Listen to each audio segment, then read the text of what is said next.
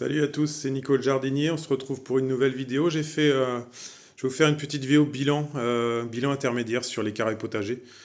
Pour ceux qui me suivent, j'ai pu parler des Zoya, le fait que cette année j'étais parti sur du carré potager plutôt que de la pleine terre.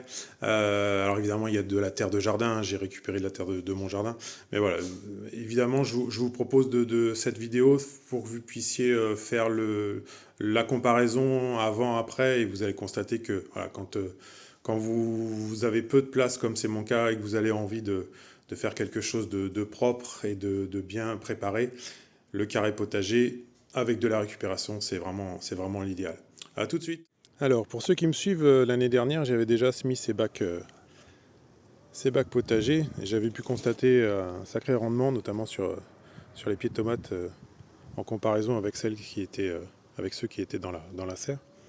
Et donc cette année, je mets du carré potager partout. Comme ça, je pourrais maximiser le rendement et puis au niveau du rangement de mes plants, je trouve ça plus pratique. Je sais où quoi mettre, quelle distance tolérer, c'est plus agréable. Ça va demander un petit peu de travail, mais bon, vous récupérez des palettes, vous récupérez tout un tas de types de bois imputrescibles et puis ça fonctionne très bien.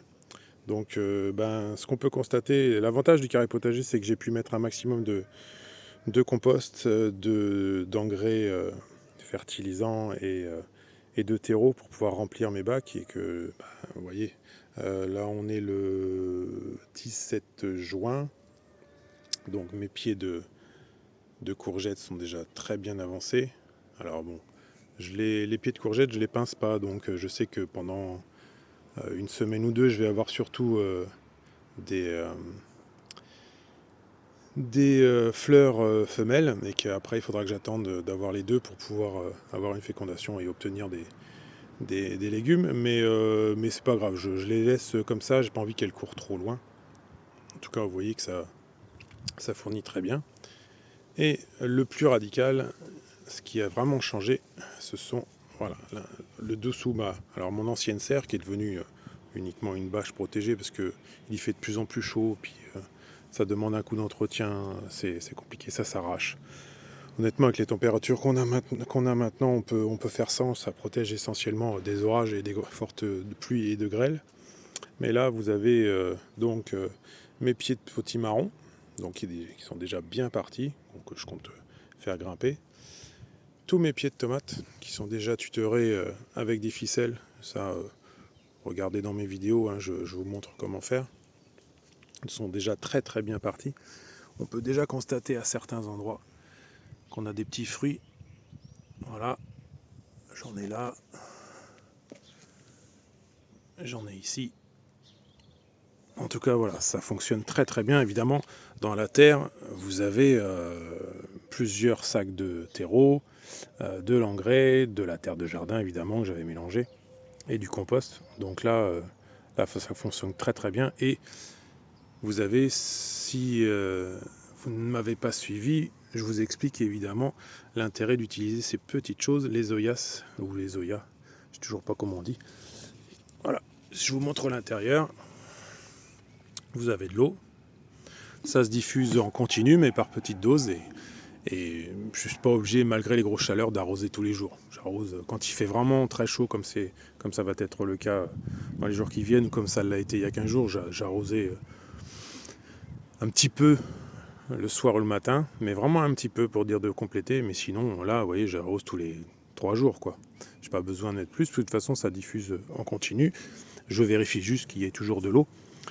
À vérifier, toujours important, c'est que là, ça a une certaine profondeur, vous voyez, et que pour l'instant, alors les pieds de tomates ont été plantés profondément, les pieds de concombre un peu moins.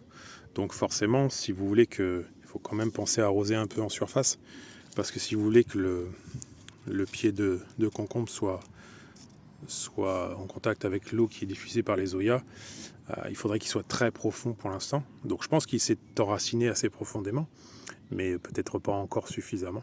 Tandis que les pieds de tomates, il n'y a pas de souci, je les ai enfoncés tellement profondément, vous avez ce que vous voyez, mais il y a à peu près 20 bons centimètres sous terre. Donc voilà, c'est vraiment l'idéal. Ça ne m'a pas coûté très cher. Je vous ai fait une vidéo sur le sujet, n'hésitez pas à aller voir.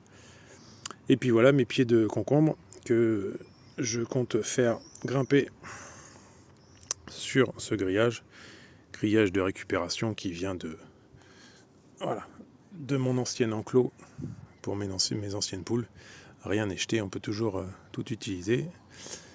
Et puis voilà, donc vous pouvez constater que c'est déjà très très bien parti. Pour avoir fait la comparaison avec les jardins de mes voisins, je peux constater que je suis très en avance. Alors évidemment avec un sol très fertile, ça joue, mais qu'il ne faut pas hésiter.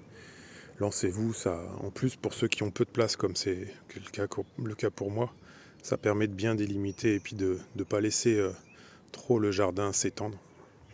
Voilà, et puis dernière petite chose, mes pieds de framboise. Alors je ne suis pas un spécialiste de tout ce qui est pieds de framboise, fruits, mais ce que j'ai pu constater, c'est voilà, j'ai coupé à ras à l'automne et que ben voilà, là ça fournit très bien les pieds de framboise. Faut vraiment pas hésiter, vous coupez à ras après la saison, en octobre, en novembre, avant l'hiver, vous coupez tout à ras et ça repoussera. C'est comme les rosiers, ça pose pas de problème.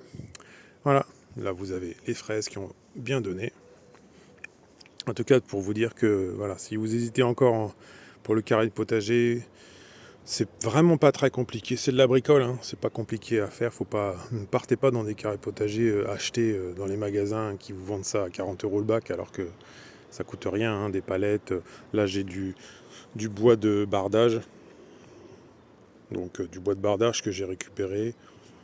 Même si vous en achetez, ça vaut, je crois que ça vaut 20 € la botte et vous pouvez faire largement deux carrés potagers. Et l'avantage, c'est que quand vous aurez, c'est ce que je vais faire, quand je vais augmenter la taille par la suite en remettant chaque année un peu de terre, un peu de terreau, un peu de compost, ben je pourrais très simplement venir me greffer ici et rajouter du bardage par-dessus. Voilà, ça posera aucun problème. Ça sera même idéal. Voilà. Écoutez, je vous souhaite un bon jardinage. Faites attention aux fortes chaleurs, aussi bien pour votre potager que pour vous. Et puis on se fait un petit bilan début juillet, mi-juillet, pour voir ce qu'on aura pu récolter d'ici là. Allez, ciao, à bientôt.